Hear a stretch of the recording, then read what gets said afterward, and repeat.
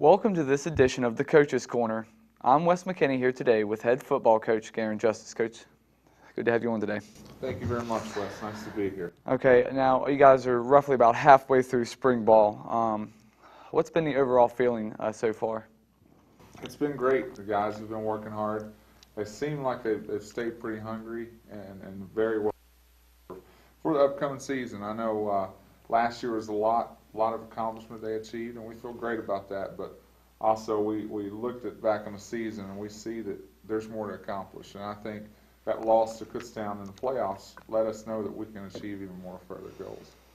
Okay, now lots of holes to fill this upcoming season.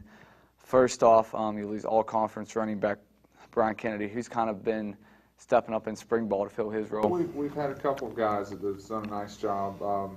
Chris Rodriguez has stepped up and kind of been the main man this spring. He's done a great job. Fortunately, we had Andrew Gondor nicked up, got a foot injury, so he's been unable to practice like we need him to. So we wanted to see what he could do, and we anticipate him helping us a lot in August. And then also a big surprise for us has been Ben Nestor, local kid here at Pikeview High School, and he stepped up and done a wonderful job. So I don't know if any of those guys are Brian Kennedy, but our depth is the best it's ever been at that position.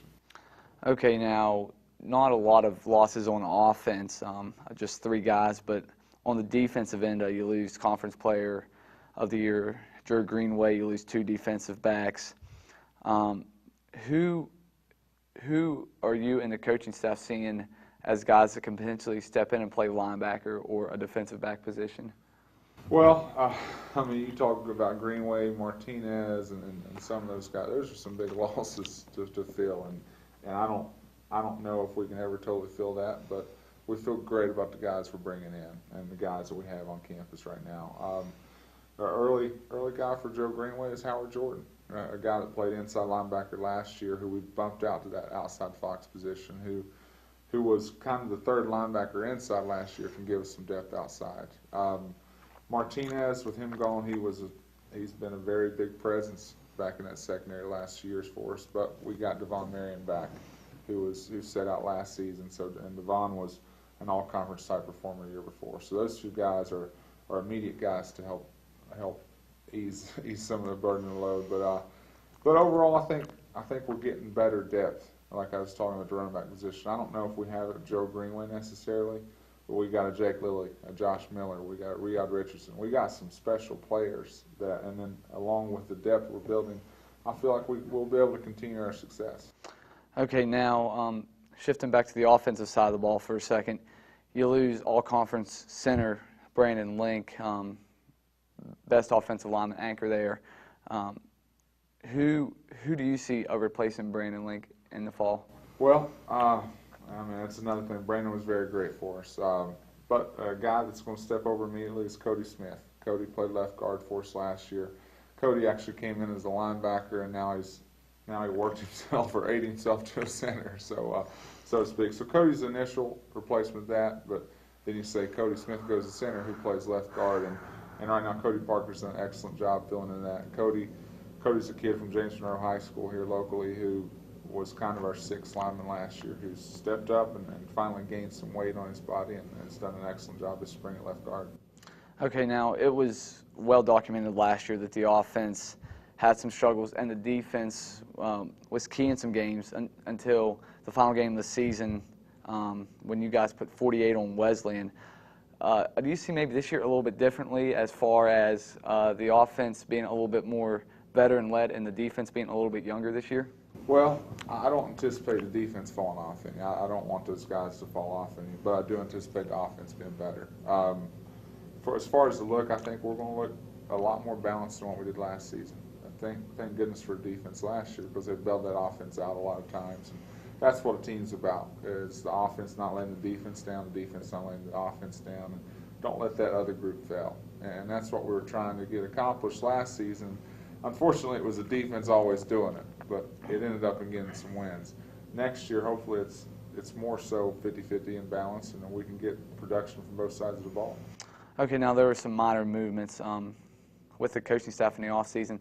Talk about some of the guys that were brought in. Tony Pecoraro is the only full-time new guy that came in. Tony was actually the defensive coordinator at North Alabama last year. For those who are not familiar with North Alabama, that was where Terry Bowden was at last season. They were perennial top 5 Division II program. So to get a guy like Tony to come in as a position coach, where he was defensive coordinator, to get him to come in here at Concord and coach a position and be our special teams coordinator, that's a blessing. And really, it's another step in the right direction for us as a program. Okay, now it can be argued that quarterback is the most important position on the field.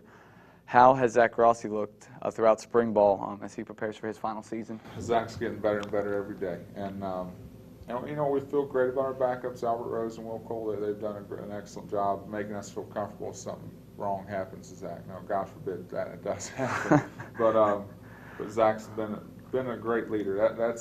He's always been an excellent player, but he's lacked sometimes in leadership category. And the main thing I've noticed about Zach, he's been able to step up his leadership game, and guys are starting to follow him now, and he's setting that example daily that he does the right thing now, instead of before he may have been wayward on some things. But now Zach's a great character guy, has as good of a work ethic in the film room as anyone on the team.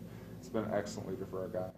Okay, now the kicking game, somewhat of a problem last season. Yeah, you're not kidding. What's being done in the spring to correct those woes from last year? Well, recruiting is a big thing to help that. Right now, we do not have a kicker on campus, so next year's kicker will be a freshman. That or go for 2, I guess. So we had some luck with that muddle huddle last year, but we have 2 freshmen we signed. A kid from Winfield, Andy Ellington, and a kid out of Pittsburgh, Andrew Huska. So there's 2 guys that we really love on film, and we'll just let those 2 battle out and see who can step up and do it. Okay, now last season you guys play a pretty tough schedule. This year no different. Division I Liberty. You guys get Division II semifinalists from last year, Winston-Salem State, and then you guys always play, seems like they always give you fits, Lenore-Rhine. How are you preparing for the tough matchups in spring ball? Yeah, well you look at it, Lenore-Rhine was a conference champion last year. Winston-Salem was a conference champion last year. Winston-Salem was actually a regional champion last year. So a lot of great opponents, and our approach is never going to change regardless of who we're playing. It's always going to be about Concord. We're always going to take care of us. If we don't prepare the right way, it doesn't matter who we play. It's a good chance we're going to lose if we don't prepare the right way. So we have to worry about us. We got to take each day at a time and continually get better and compete with ourselves. And when the time comes to worry about Lenore-Rhine and Winston-Salem State, then we can do that. The great thing about football is week to week you have to have amnesia. If you have a good week, bad week, you have to forget about it and move on to the next week. So Lenore-Rhine, it's starting to creep in the back of my head because I'm a coach and it's supposed to, but for our players, they need to worry about it every day, just getting better and competing against themselves. Okay, now shifting back here, about actually almost a month ago now, you guys have your awards banquet and you bring in Coach Howard Schellenberger. How do you think that Mr. Schellenberger was able to motivate the players? Well, hopefully he can rub some of that winning off of us.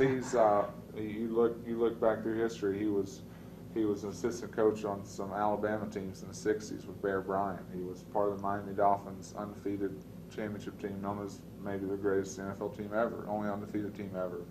In the '80s, he was part of the the University of Miami's dominance, and then he took Louisville to Fiesta Bowl. And he's accomplished about every decade that football has really been relevant. He's been a major factor in that, major player in it. So hopefully some of that winning is really going to rub off on us. But he was a great speaker to have, and more than anything, he just gave the guys confidence and gave us as coaches confidence that we're heading in the right direction and we're doing the things necessary and the steps necessary to get there. I mean, the interesting story is when he showed up in Miami, Miami's program was wayward. It was in a bad state, and within 5 years they won a national championship. And that's what we're always going to talk about at Concord is ultimately getting to a national championship and winning that game, and hopefully his winning ways can rub off on us in that.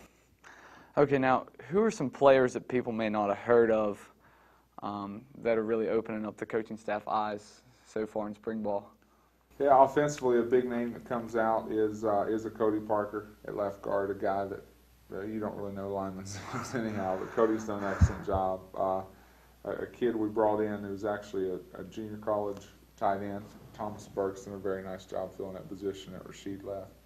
Also, you look outside, DJ Holmes is a kid we redshirted last year who's playing a wideout position, who's given us some more depth and really going to force us to play him a lot of minutes. Defensively, you look at Urban Moore, who's a kid that came here last year, sight unseen, and it was in our defensive scout team player of the year and done a nice job at the buck position.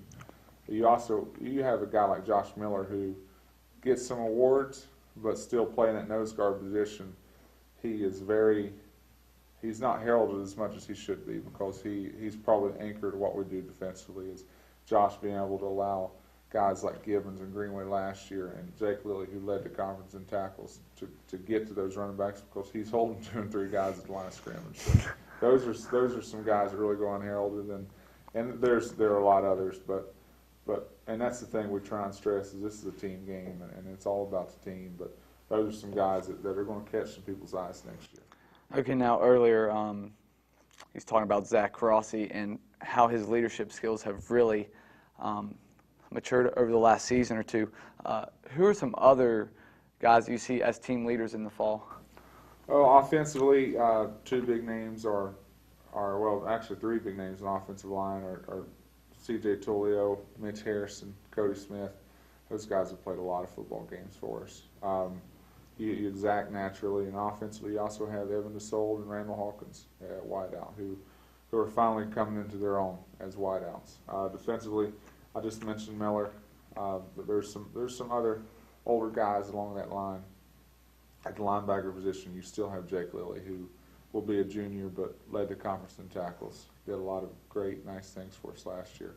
And defensively, you have Devon Marion, Kevin Elliott, and then Nate Pollard are as good of leaders and as solid Division II players as you'll find. And so that's the thing is I'm really proud of our team chemistry. I'm really proud of the way the guys are working. Really proud of the overall feel for the team right now. All right, Coach, that's going to wrap things up for today. Thanks for stopping by. All right, Wes, thank you very much. All righty, that's going to do it for this edition of the Coach's Corner. I'm Wes McKinney.